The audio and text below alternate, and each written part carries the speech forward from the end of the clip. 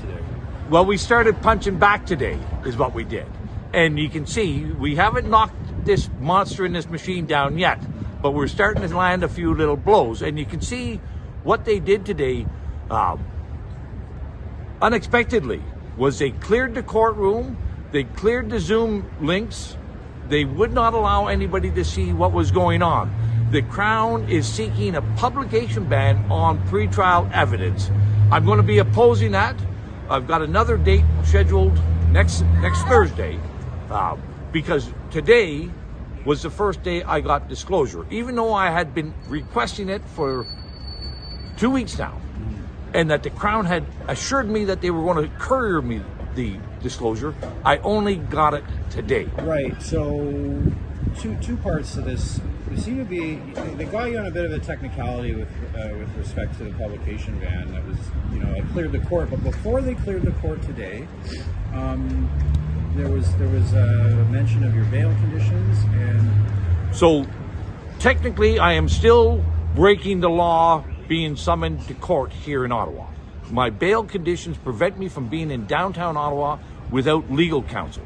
As you can see, I'm here, and I'm pushing on this one. The Crown has indicated that they will be making variations to my bail before I appear here next week. But right now, the bail conditions would frustrate the administration of justice because it prevents me from speaking with material witnesses, prevents me from collecting evidence from the scene of the crime, the great assault on Parliament Hill, and it prohibits me from speaking about things that are relevant and material to the case. Right, and before the court was cleared, we also heard that you were having issues with dealing directly with the Crown without a legal counsel. I asked the judge to consider how the Crown is behaving, how it's adding needless delays and expense and wasting the court's time, because the Crown attorney refuses to speak with me outside of court. Now, they do that with legal counsel all the time, but the audacity that this Crown counsel said double standards are the standards of our law here in Canada, that he doesn't have to speak with me outside of court. And I explained to the judge that this is, every trivial matter now that is disagreeable to one another will have to be argued in the court.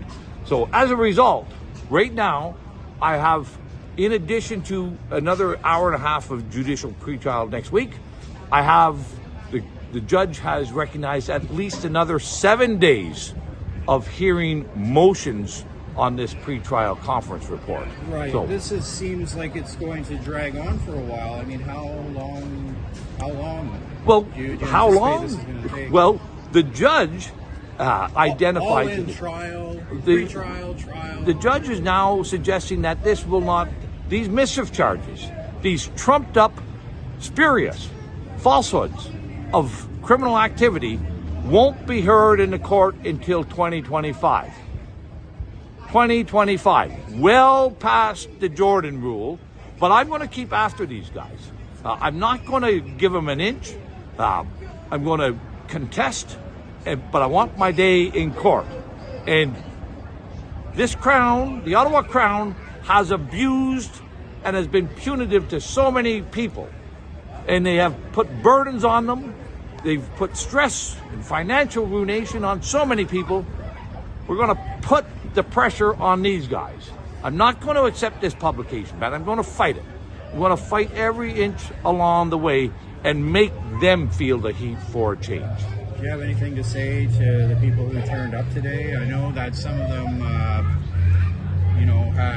had some things to say about the publication ban